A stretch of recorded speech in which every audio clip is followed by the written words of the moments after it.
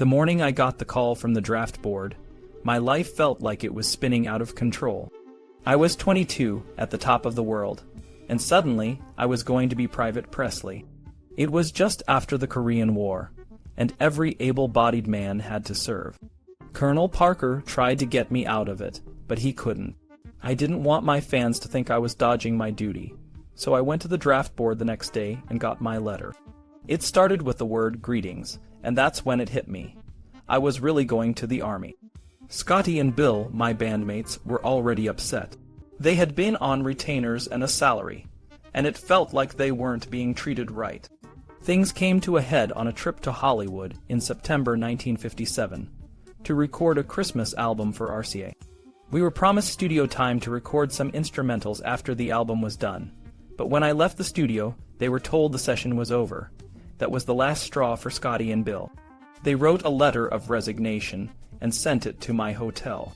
DJ, who had always been paid a straight fee, didn't sign it. I was angry and sad. When I got back to Memphis, I called Scotty and offered him and Bill a raise. But then Scotty gave an interview where he accused me of not keeping my word. I felt betrayed, and I issued my own statement wishing them good luck. Things were falling apart, and I didn't know how to stop it. I went to see Sam Phillips at Sun Records, but things weren't the same there either. Marion Kasker had quit after a big argument with Sam. I even tried to make up with Daddy O'Dewey, but I couldn't shake the feeling that I couldn't trust anyone anymore. Just a week before Christmas, I got the call. My induction notice had arrived. I felt a mix of fear and duty. The head of Paramount Studios wrote to the draft board, pleading financial hardship because they had already spent money on pre-production for my next movie, King Creole. The draft board was sympathetic, and I got a 2-month deferment to finish the movie. Steve Scholes from RCA flew out to get some songs on tape, and I had a busy 2 months. I finished the movie, recorded some songs, and then I went back to Memphis for a few days before reporting for duty. The morning I had to go, it was drizzling rain, and a caravan of cars packed with friends and relatives was with me. Dozens of photographers and reporters were there, waiting to capture the moment.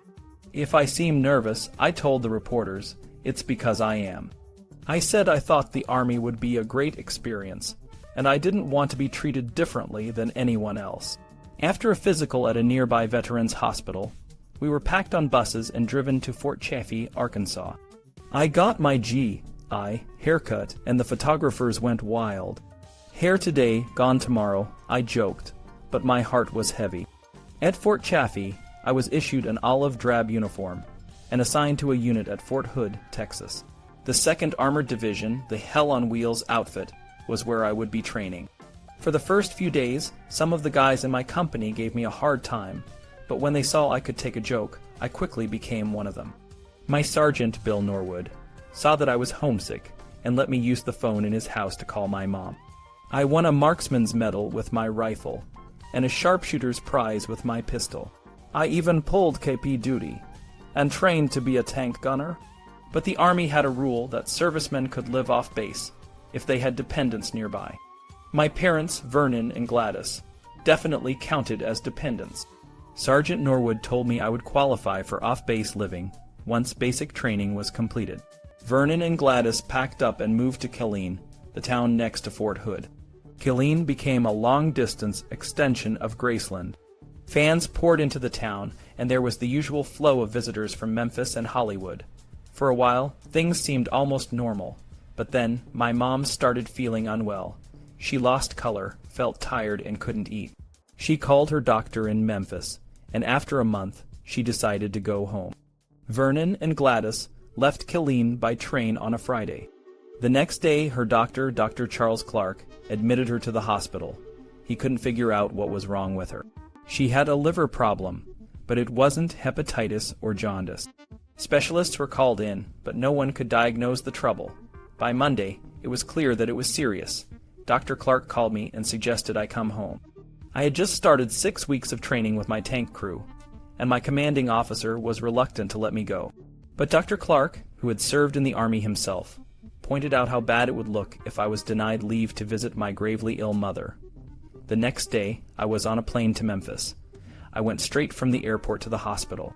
Seeing my mom perked up a little when she saw me, but I could tell she was really sick. I promised to come back early the next morning. That night, the phone rang at 3:30 a.m. I knew what it was before I answered. Vernon had been sleeping on a cot in Mom's room when he heard her gasping for breath.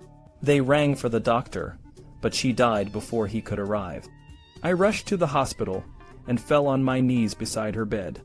I began to wail, and it felt like the world was ending. For the next few days, Vernon and I clung to each other. When reporters arrived at Graceland, they saw us sitting on the front steps, our arms around each other, rocking and sobbing. On the morning of the funeral, over 3,000 people visited the Memphis funeral home. 65 policemen were there to keep order. When I arrived for the service, I had to be helped from the limousine. Just before the service started, my cousin Dixie arrived. She was married and a mother now.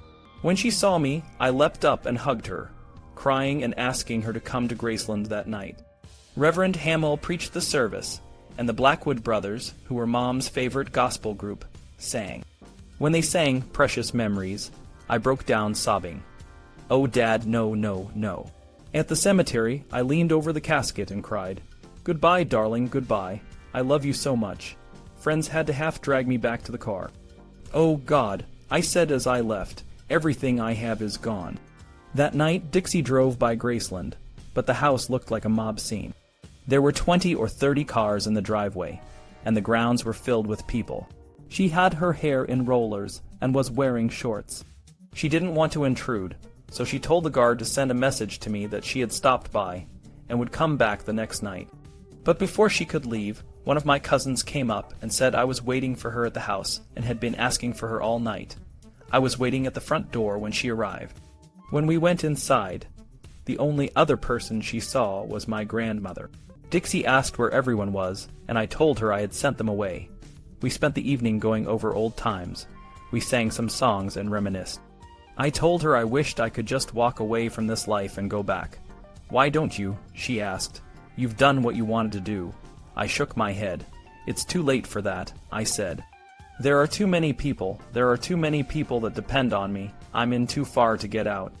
I asked Dixie to come back the next night, and she did. But this time, the house was filled with people, and she realized what I meant. She only stayed a short time. It was the last time Dixie saw me. I had been back in Memphis for only 2 weeks after the Army, before I had to leave again for Nashville for a recording session. Then it was off to Miami to tape a special for Frank Sinatra, billed as a welcome home party for me. After that, I headed to Los Angeles to start work on a new movie, GI Blues. On the surface, it looked like I was picking up right where I left off, but deep down I knew things were different. I still made movies and records, and I spent time at Graceland. I had my usual group of friends with me all the time. Work during the day, party at night, all made possible by those little pills. But the work felt more monotonous, the partying less fun, and I lost my temper more often with the guys in my entourage. At the recording sessions, I still tried to be professional, but the spark that used to be there was missing. The other musicians noticed it too. My movies were different too. Before the Army, I played a kind of youthful rebel, and there was something fresh and sincere about it. But the new scripts didn't feel real to me, and it showed on the screen. I was spending so much time in Hollywood that I rented a house there. My world became even more closed off. I was rarely alone, and it was almost impossible for me to go out in public. One time, I took Anita Wood, a former beauty queen, to church in Memphis, but the fans made it impossible to stay. The only place I could go with some freedom was Las Vegas. There, the slot machines were more important than celebrities, and even the biggest stars weren't as noticeable. Sometimes, I went to Las Vegas between movie jobs instead of going back to Graceland, because things weren't the same there anymore. Vernon, my dad, had started seeing Dee, and by the summer of 1960, they were married. I was crushed, but I always spoke politely about my stepmom. I never criticized Vernon. In an interview, I said, "He is my father and he's all I got left in the world. He stood by me all these years and sacrificed things he wanted so that I could have clothes and lunch money to go to school. I'll stand by him now, right or wrong." Vernon and Dee moved into Graceland, and it was one of the reasons I no longer looked forward to going back. The Colonel arranged for me to do 2 benefit concerts, one in Memphis and another in Hawaii, where I was heading to film Blue Hawaii. The show in Hawaii was especially good. I was laughing and enjoying the music, and the fans were feeding off my energy. But it was my last public concert for 8 years. In the summer of 1962, I convinced Captain Beaulieu to let Priscilla visit me in Los Angeles. We had kept in touch by phone and letters since I left the Army. When the captain agreed, he set some conditions, like finding a place for her to stay where she would be well chaperoned. I asked a car dealer to let her stay with his family, but I had no intention of her actually spending much time there. When Priscilla arrived, she was nervous. She hadn't seen me in 2 years. One of my friends picked her up from the airport and drove her straight to the house. When she walked in, I was playing pool. I saw her, threw down my cue, and kissed her in front of everyone. It was different from Germany, where I never touched her until we were alone. Later, when we were alone, I showed her the old me. She stayed for 2 weeks, and I showed her Hollywood and took her to Las Vegas. I gave her some amphetamines to keep her going, because I stayed up all night and slept during the day. When Priscilla left, I went back to Memphis. Anita Wood could tell something was different. She was the girl I left behind when I went into the Army, and I had kept her on a string ever since. She knew it was over. She had always known about the other girls, my co-stars, and the showgirls at my parties. But this time, she knew it was different. She packed her bags and told me she was leaving. We both cried. Anita was the last of the girls my mom had known, and my mom had liked her a lot, but I didn't try to stop her from going. No sooner had Priscilla returned to Germany than I started working on a plan to have her come spend her Christmas holidays with me in Memphis. I had to convince Captain Beaulieu again. This time I promised that she would stay with my dad and stepmom, who had moved out of Graceland into their own home nearby. When the 2 weeks were over, I called her stepfather to ask if she could stay longer, but he said no. But I was used to getting my way. I launched a campaign for Priscilla to move to Memphis. She was now 17, and made it clear she would be a rebel if they didn't let her go. I promised she would enroll in school, live with Vernon and Dee, and always be chaperoned. Her parents finally gave up. In March 1963, Captain Beaulieu and Priscilla flew to Los Angeles to finalize the agreement, then to Memphis, where he helped get her enrolled in school and settled into Vernon and Dee's house. By the time I was home from the next movie, Priscilla had already moved into Graceland. For the next few months, Priscilla and I played house. We were always together, but we were never alone. My entourage followed us everywhere. I bought her a red sports car, so Vernon wouldn't have to drive her to school every day. But it was a different life from what she had imagined. We were always surrounded by my gang or my fans. When Priscilla graduated from high school, I had to wait outside in the car because my presence might interrupt the ceremonies. I went back to Hollywood for my next movie, Viva Las Vegas. My co-star was Anne Margaret, and there was an instant chemistry between us. Before long, we were an item in the gossip columns.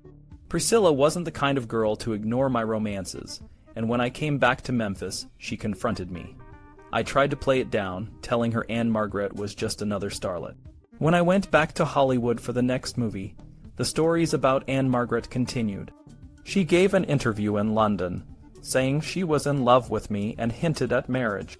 Priscilla and I both exploded, but for different reasons. I promised Priscilla I would never see Anne Margaret again. It wasn't true, though. We were together in Hollywood the day President Kennedy was assassinated, and we spent the weekend watching TV. But like all my flings with co-stars, this one eventually cooled down. With each new movie, I felt more and more subdued and defeated. I started to have doubts about the decisions the Colonel was making. He was always focused on the bottom line. For my next movies, he insisted on hiring directors who could keep costs down and shoot a movie in 2 or 3 weeks instead of 2 or 3 months. For the Colonel, the formula was still working. I would record a soundtrack for a movie, and RCA would release records from it. The movie would boost record sales, and the record would help the movie at the box office. But for me, it was a rut. I hadn't had a gold record in over 2 years, and I couldn't get excited about the songs I had to sing in the movies. I was no longer giving concerts, and the characters I played in the movies were boring. Even the Colonel was starting to worry. The latest movies weren't making as much money as the early ones, and record sales were falling.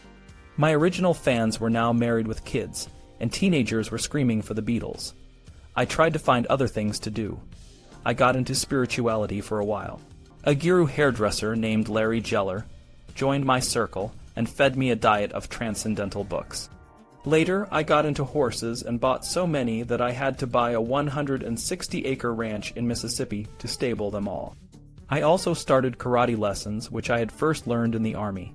In 1967, Priscilla and I finally got married. I proposed on my knees the previous Christmas, but we didn't set a date. After finishing another movie at the end of April, we flew to Las Vegas for a private wedding ceremony in a hotel. After a weekend in Palm Springs, we flew home to Graceland. Priscilla, now the lady of the house, took charge.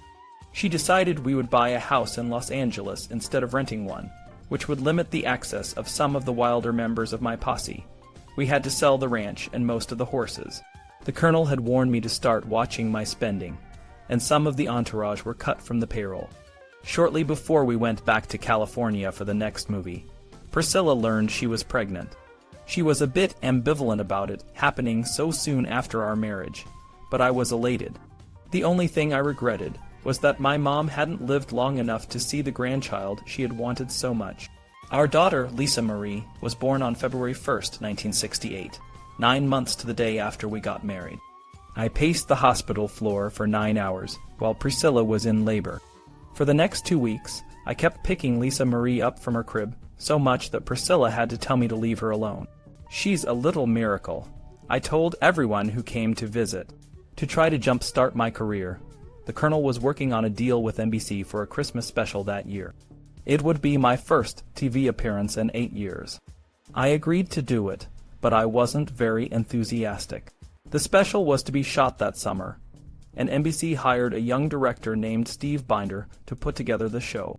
The colonel wanted an hour of me singing Christmas songs, but Binder had a different idea. He wanted me to make a statement about who I really was.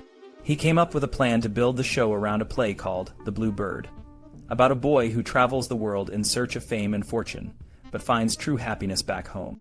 The central musical theme would be Jerry Reed's Guitar Man. When Binder presented the idea to me, he was nervous and urged me to suggest any changes. I listened and said, "No, I like it all."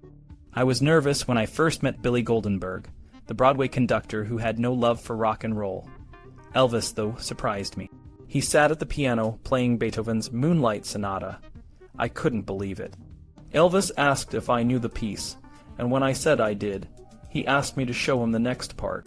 We spent every evening together, with me teaching him more of the sonata. But if anyone from his gang came in, Elvis would close the piano and grab his guitar. It was like a secret between us. As rehearsals started, Elvis began to get more into the project. He even liked the black leather jumpsuit they made for him. The show was supposed to have segments with a live audience to show his early career. Binder brought in Scotty Moore and DJ Fontana, his old guitarist and drummer, to be in it. But Bill Black, the bass player, had passed away from a brain tumor a couple of years ago. It was a sad reminder of how things had changed. When it was time to tape the live performance, Elvis got really nervous. He even told Binder he couldn't go on. The stage was small, like a boxing ring, with the audience all around. Elvis was uneasy at first, but he started singing some funny lyrics to Love Me Tender to break the tension. Once the audience got into it, Elvis gave it everything he had. He was so into it that he asked for a guitar strap to stand up. When no one could find one, he just stood up and played with his guitar on one knee. He was drenched in sweat by the end, laughing and joking, and it was clear he was having the time of his life. After the taping, Elvis went to his dressing room and wanted to see the colonel. When Parker came in, Elvis said, "I want to tour again. I want to go out and work with a live audience." The show's finale was a song Binder had written called If I Can Dream. The colonel wanted a Christmas song, but when Elvis heard If I Can Dream, he insisted on doing it. It was a powerful song about a world where all people walk hand in hand, and it echoed Dr. Martin Luther King Jr.'s famous I Have a Dream speech. Elvis, in a white double-breasted suit, poured his heart into it, almost shouting the final lines. When the show aired in December 1968, it was a huge hit. It was the #1 show of the season, and the single of If I Can Dream became Elvis's biggest-selling record in 4 years. A young reviewer named Peter Guralnick, who usually preferred the Beatles and the Rolling Stones, said it was the most thrilling thing he had ever seen on TV. A few months later, Elvis was set to record a new album in Memphis. RCA chose a new studio, run by a guy named Chips Moman. Elvis and Moman hit it off right away, and for the first time in years, Elvis was excited about making records. One of the songs Moman brought him was In the Ghetto, a song about a boy trapped in the cycle of crime and poverty. Elvis was deeply moved by it and recorded it in 23 takes. The song reached the top 10 and gave Elvis his first gold record in 4 years. Suspicious Minds became his first #1 single in 6 years. Elvis's new energy led to a 4-week engagement in Las Vegas at the International Hotel. He put together a new group of musicians, including 2 backup groups, one black and one white. Many of the musicians weren't awed by him at first, but Elvis's politeness and professionalism won them over. When the show opened, Elvis just walked on stage without any fanfare, and the room exploded. He gave the performance of a lifetime, mixing songs with stories about his life and career. He had the audience on their feet and in tears. The first Vegas show was a huge success, and Elvis signed a contract to return for 4-week engagements twice a year for the next 5 years. But there was a dark cloud hanging over him. His marriage to Priscilla was falling apart. After Lisa Marie was born, Elvis refused to have sex with Priscilla and avoided her. If she was in Los Angeles, he was in Memphis, and vice versa. Things got worse when Elvis started receiving anonymous threats. He even went on stage with pistols in his boots. The threats also made him buy a lot of guns. One night, after an argument with Priscilla and Vernon, Elvis stormed out of Graceland and disappeared. He flew to Washington, met with President Nixon, and tried to become a special drug agent. It was a bizarre and worrying time. The final break with Priscilla came in 1972. She left him during one of his Vegas shows, and a few months later, she returned to Graceland to pack her things. Around this time, Elvis met a young woman named Linda Thompson. They hit it off, and she joined him in Vegas for his next show, but the Vegas shows were starting to get rough. Elvis was using a lot of profanity, and he was overweight and puffy. Linda noticed he slurred his words and learned he was taking sleeping pills. The Colonel had a big project, a closed-circuit TV special called Aloha from Hawaii, which would be broadcast around the world. The stage was huge, with a runway into the audience and a big sign spelling out Elvis. The band played the opening bars of Strauss's Thus Spake Zarathustra as an introduction. The show was flashy and drew an estimated 1.2 billion viewers, but Elvis seemed to be going through the motions. The problems that started in Vegas became more obvious in the months that followed. Elvis had to cancel shows due to illness and missed recording sessions. Everyone in the gang, including Vernon and the Colonel, was worried about the pills Elvis was taking. He had a string of doctors coming in and out of his hotel suite, each giving him different drugs. When anyone mentioned his pill use, Elvis would insist he was against drugs. He didn't see the connection between what he was taking and the drugs he hated. It was a tough time, and things were changing. But for a while, Elvis was back on top, and it felt like the old days. I remember the tensions between Elvis and the Colonel. They had been clashing on and off for a while over Elvis's spending habits, his growing dependence on pills, and what Elvis saw as the Colonel's overreach into his personal and professional life. One night during a Vegas show in 1973, Elvis made a joke about Conrad Hilton, who had bought the International Hotel. The Colonel was livid and told Elvis to never criticize the man who was paying his salary again. Elvis was furious, and they had a big argument in front of the whole crew. It got so bad that Elvis shouted, "You're fired," and the Colonel retorted, "You can't fire me, I quit." The breakup lasted about a week. The Colonel sent Elvis a huge bill for his services, but kept negotiating on Elvis's behalf. They didn't talk to each other, but just before Elvis was set to leave at the end of the engagement, he asked someone to get the Colonel on the phone. They made up, and the partnership was back on. Elvis's divorce with Priscilla became final in October 1973, and he was granted visiting rights with Lisa Marie. A few days later, he started having serious breathing problems. He chartered a plane to take him from Los Angeles to Memphis, and Dr. George Nishapoulos, or Dr. Nick as he was known, came to Graceland right away. Dr. Nick tried to treat him at home, but Elvis's condition worsened, and he had to be admitted to Baptist Memorial Hospital. The doctors couldn't figure out what was wrong with Elvis. Dr. Nick noticed bruises on his arm and asked about them. Elvis said they were from acupuncture treatments, but when Dr. Nick called the acupuncturist, he found out that the doctor had been injecting Elvis with Demerol, a powerful sedative. Dr. Nick realized Elvis was addicted and started him on methadone to help with withdrawal. Elvis stayed in the hospital for 2 weeks and then spent 2 months recuperating at home. When Elvis returned to Vegas, he looked better and had lost some weight, but it didn't last long. He started touring again and soon fell back into his old habits, using a mix of pills to deal with his ailments. Over the next 2 years, Elvis's condition worsened. The Colonel kept booking tours and shows, but Elvis's ability to perform became unpredictable. He gained a lot of weight and sometimes split his pants on stage. His behavior became erratic. He carried guns around and would shoot out light fixtures or fire through walls. He even pulled a gun on members of his entourage. Elvis's spending became out of control. He gave away cars and jewelry like they were party favors. He bought airplanes almost as often as he had bought cars when he first became famous. His offstage behavior carried over to his performances. He would ramble incoherently and sometimes make bitter comments about his past, like when he had to sing to a dog on the Steve Allen Show or when Arthur Godfrey wouldn't listen to him. Elvis's relationships were also a mess. He couldn't bear to be alone and would dump one girlfriend for another on a whim. His most constant companion was Linda, but he would often replace her with a new girl. In 1975, shortly after his 40th birthday, Elvis was hospitalized again. Linda found him struggling to breathe one night. While Elvis was in the hospital, his father Viranernin had a heart attack and they shared a room.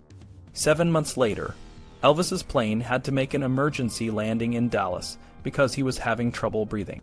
He flew on to Vegas, but the show was canceled after a few performances because Elvis couldn't keep up. Elvis went back to the hospital again. He was nearly broke and had to take out a loan on Graceland to pay his bills. He had to cut his staff to save money. In 1976, his father fired Red West and Sonny West, 2 of Elvis's closest aides, which was a huge blow. Elvis's condition continued to decline. He was unpredictable, and people tiptoed around him. He proposed to Ginger Alden, a new girlfriend, but she refused to move into Graceland. In 1977, he went on his 5th tour of the year, and Lisa Marie came to visit for 2 weeks. He bought her a pony and rented the old Memphis fairgrounds for a party. On the night of August 15, 1977, Elvis had a dentist appointment and took some codeine. He called Dr. Nick for more painkillers and played racquetball with Ginger and his cousin Billy. He played the piano and took a cocktail of drugs to help him sleep. He still couldn't sleep and took more drugs. Around noon, he took a 3rd dose and went to the bathroom. Ginger fell asleep, and when she woke up, Elvis hadn't returned. She found him face down in the bathroom and called for help. Elvis was taken to the hospital, but the doctors couldn't save him. He was 42 years old. The funeral was held at Graceland, and thousands of people lined up to say goodbye. The service was filled with music, and gospel singers performed some of Elvis's favorite songs. The cortege to the cemetery was long, and thousands of people waved farewell. Elvis's life and death left a lasting impact on music and culture. Even now, I still have 2 Sun Records 78s that remind me of the early days of rock and roll and the exuberance of my youth. I remember when Elvis Presley first burst onto the scene. He was more than just a singer. He was a phenomenon. People talked about him like he was a force of nature, and in many ways he was. For me, though, the real Elvis was the one who always tried to be polite, even when he was the biggest star in the world. He said ma'am and sir, and always tried to answer questions as honestly as he could. He was shy and insecure, but he loved music more than anything else in the world. He just wanted to sing and make people happy. I think Dixie Locke, one of his early girlfriends, understood him better than most. She said that all Elvis wanted was to please people, and that's what he did. He worked so hard to make his fans happy, and he would stand for hours signing autographs in his driveway, even when he was tired. Elvis's life wasn't easy. He faced a lot of criticism and pressure, and sometimes it got to him. He made mistakes, and he struggled with drugs, which changed him in ways that were hard to understand. But despite all that, I still see the young man who was grateful to everyone who would listen to his music. He was the one who would smile and say thank you, no matter how big he became. One of the most touching moments I remember was during his 1968 comeback special. Elvis performed a song called "If I Can Dream," and it was like he poured everything he had into it. It was a song about hope and making the world a better place. It felt like he was telling us that even though he had his problems, he still believed in the power of music to bring people together. Elvis's journey from a poor kid in Mississippi to a global icon was incredible. He started singing in church when he was just a little boy, and his parents, especially his mother Gladys, were always supportive. They were poor, but they made sure Elvis had a chance to follow his dreams. When he started recording at Sun Records, he was just trying to blend different styles of music that he loved: country, blues, and gospel. Sam Phillips, the owner of Sun Records, saw something special in Elvis and helped him find his unique sound. Elvis's rise to fame was quick, and it changed his life forever. He went from playing small clubs to headlining huge venues and making movies. But even as he became more famous, he never forgot where he came from. He loved Memphis, and he always tried to stay grounded. He bought a beautiful home called Graceland, where he could be himself and spend time with his family and friends. One of the things that made Elvis so special was his connection with his fans. He genuinely cared about them and wanted to make them happy. He knew that his music brought joy to people, and he took that responsibility seriously. Even when he was at the height of his fame, he would still take time to meet with fans and sign autographs. Elvis's life was a mix of highs and lows, but through it all, he remained true to his love for music. He faced many challenges, but he always tried to stay positive and keep his fans in mind. For me, that's the real Elvis, the one who never forgot why he started singing in the first place. I want to take a moment to thank some very special people who helped me bring this book to life. First, I'm incredibly grateful to Jill Davis for inviting me to be a part of this project. Her faith in my work has been a constant source of motivation. I can't express how much Ann Gunton's enthusiasm and expert editorial advice meant to me. Ann's insights were invaluable and provided a great source of strength throughout the writing process. Janet Pascal's meticulous attention to detail was a godsend, making sure that every small part of the book was just right. Jim Hoover's exciting designs brought everything into focus, making the book visually appealing and engaging. The encouragement of Mary Osborne and Mickey and Alan Friedman was a constant source of support, and I felt their belief in me every step of the way. I also have to mention the countless writers and photographers who have chronicled Elvis Presley's life. Peter Guralnick's 2-volume biography of Elvis is a masterpiece, and it served as a model for my own work. Lastly, and most importantly, this book is a reflection of the inspiration I draw from my wife, Lou Ann Walther. Her love and encouragement mean the world to me, and without her, this book would not be the same. I hope that through this book, you've gained a deeper understanding of Elvis Presley's life and the impact he had on the world. His story is more than just a biography. It's a journey through a time of great change and a reminder of the power of music and passion. Thank you for joining me on this journey, and I hope you feel as inspired by Elvis as I do.